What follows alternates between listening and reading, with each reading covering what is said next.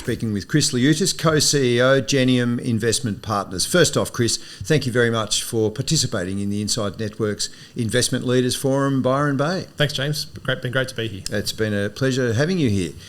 Chris, could you provide, I think from the top, an overview of Genium Investment Partners and the range of services you offer? Yes, so we're a full-service investment consulting and research house. On the investment consulting side, we are truly bespoke and customised in our offering, and we service financial planning firms and licensees of various sizes. On the research ratings house side, we have come to market with a differentiated offering, trying to change things up in the market. And so what we do there is we actually invite fund managers to be part of our process. We're capping the number of fund managers and ETFs that we cover. And we're also doing a much shorter format report, so 2 pages, very punchy, very opinionated. So a bit of a change up in the industry, looking to change the way ratings are written and the way they're absorbed and used by the market. It was interesting at the opening panel, Chris, you took a stand and said Genium's research reports will always be written by senior people and they will be opinion. They won't be bland or generated in some way by AI. Yes, that's correct. So I think the industry is moving towards, rating more and covering more. And a big part of that is obviously having enough bodies to do that. And so that's where AI can really help. Our view is that we should be covering a lot less. We think there's a finite number of quality products in the market.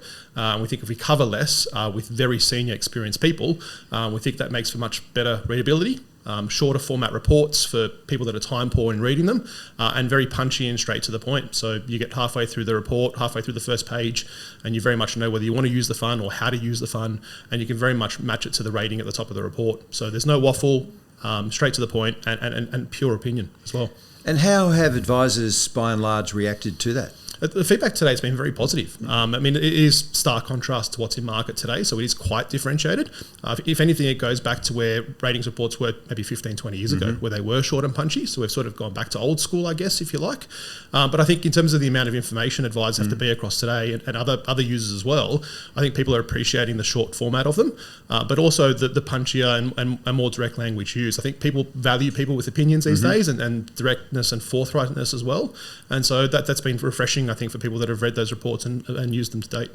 What major trends do you anticipate will shape the wealth management and advice industry over the next 12 months, and how's Genium positioning itself to address these developments and flourish from them? Yeah, I think the big one that's been a focus of the conference as well is around private markets. And so it's been something that's been building amongst our client base for many, many years in terms of their feedback and their requests around private markets and wholesale type product. So we've been building towards a service offering in that space, and that's culminated in our most recent combination of a wholesale APL, which includes not just private market products, but a whole range of other alternative products. And what we are there, we're providing a wholesale APL to our clients and to new clients. And in the first instance, that's 15 odd funds, likely to be 20, 25 funds going forward. And we think that's best utilised and serviced through a wholesale service offering in terms of an APL, the education material around it, how to use the funds, how to blend them together and combine them together. And we think that's much more usable and friendlier for advice firms, particularly those that want to be a bit more customised in terms of the advice they provide, rather than buying something off the shelf.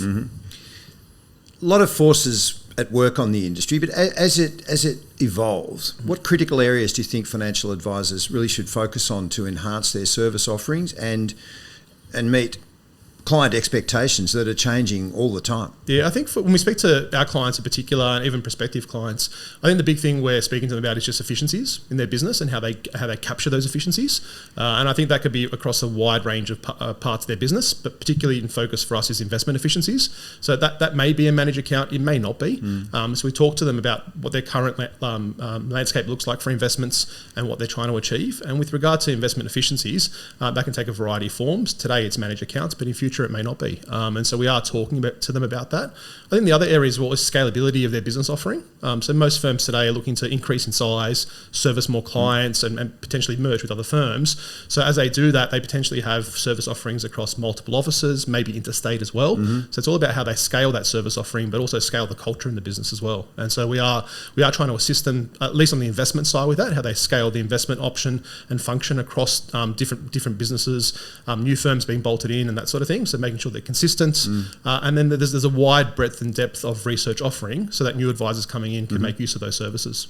Everybody's talking about technology, Chris. All organisations at least saying that they're looking to use technology to give themselves a competitive advantage. Do you also look in that direction, or would you prefer to compete on other measurements, such as the quality of your IP on which you've put such store? Yeah, I mean, we're stacked. We've got a stacked team of very, very experienced professionals in our business at the moment, and so we've obviously staked our claim on being quality first and foremost.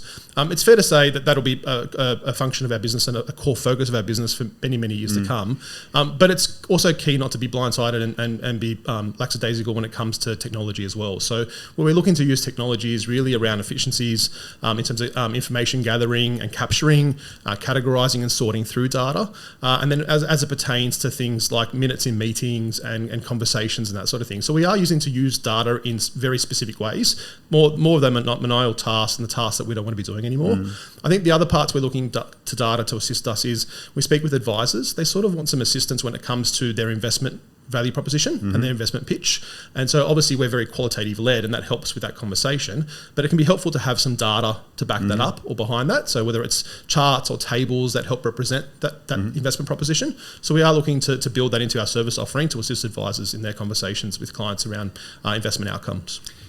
In the advice industry, we're always talking about regulatory changes, industry consolidations, also continuing. So what should advisors be most mindful of in your view to ensure that their businesses remain competitive and future-proofed and ready to grow with this intergenerational wealth transfer? Yeah, we think the big thing that we have, the conversation we have with advisors is really about making sure that I think a lot of advisors love what they do each day in, day out, and sometimes they lose sight of the bigger picture. And that's really around, a core focus on making their business saleable.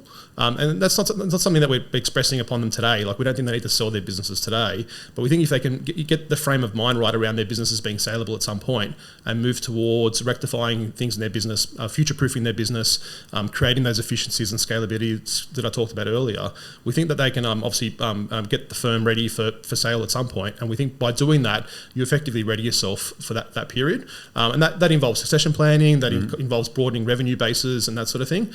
We think that future-proofs their business going forward, and I think that'll definitely help with the growing service requirements for clients. We've noted that there's less advisors in the industry and there's as many clients that need to be serviced. So great environment, great period for advice going forward, and it's about making sure that advisors are ready for that period ahead. Chris Lioutas, co-CEO, Genium Investment Partners, thank you very much for your time. Thanks, James.